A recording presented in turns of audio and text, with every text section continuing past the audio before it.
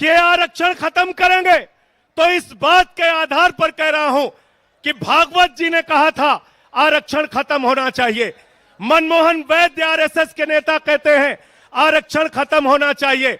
1989 में भारतीय जनता पार्टी ने आरक्षण का विरोध किया था जब ओबीसी का आरक्षण लागू हुआ था। ये लोग संविधान खत्म करना चाहते हैं।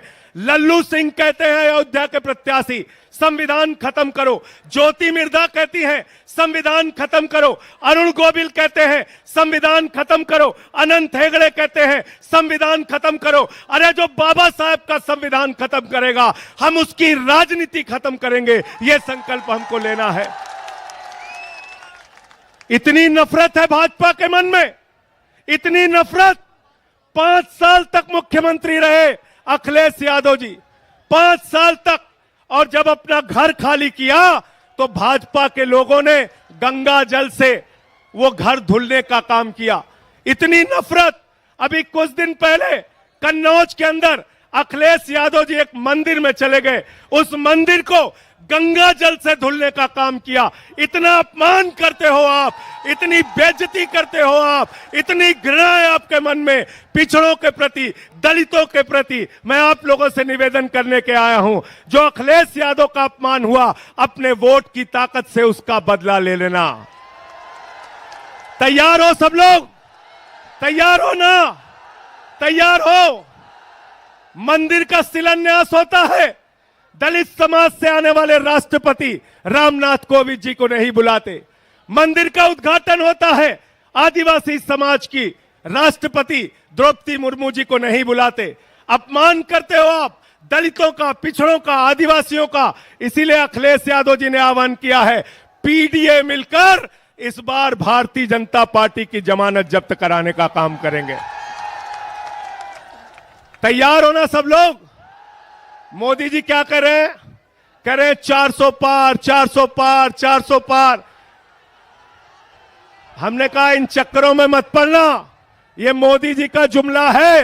गए थे बंगाल में, बोले 200 पार, 200 पार, 200 पार, आई 73 सीट। गए झारखंड में, बोले 65 पार, 65 पार, 65 पार, आई 23 सीट। गए हरियाणा में, बोले 75 पार, 75 पार, 75 पार, आई 40 सीट। गए महाराष्ट्र में, कहने लगे 150 पार, 150 पार, 150 पार, आई 105 सीट। गए कर्नाटक में, कहने लगे 130 पार, 130 पार, 130 पार, आई 65 सीट। गए दिल्ली में, कहने लगे 45 पार, 45 पार, 45 पार, आई 8 सीट। गए मिजोरम में, कहने लगे 21 पार, 21 पार, 21 पार, आई 1 सीट। अब कह रहे हैं 400 पार, 400 पार, 400 पार। जनता करिए तड़ी पार, तड़ी पार, तड़ी पार। तड़ी पार करना है ना? राहुल गांधी जी लगातार अडानी अंबानी के खिलाफ बोल रहे थे। 10 साल में मोदी जी को अडानी अंबानी का नाम नहीं याद आया। चुनाव में अब कह रहे हैं अडानी के खिलाफ नहीं बोलते, अंबानी के खिलाफ नहीं बोलते।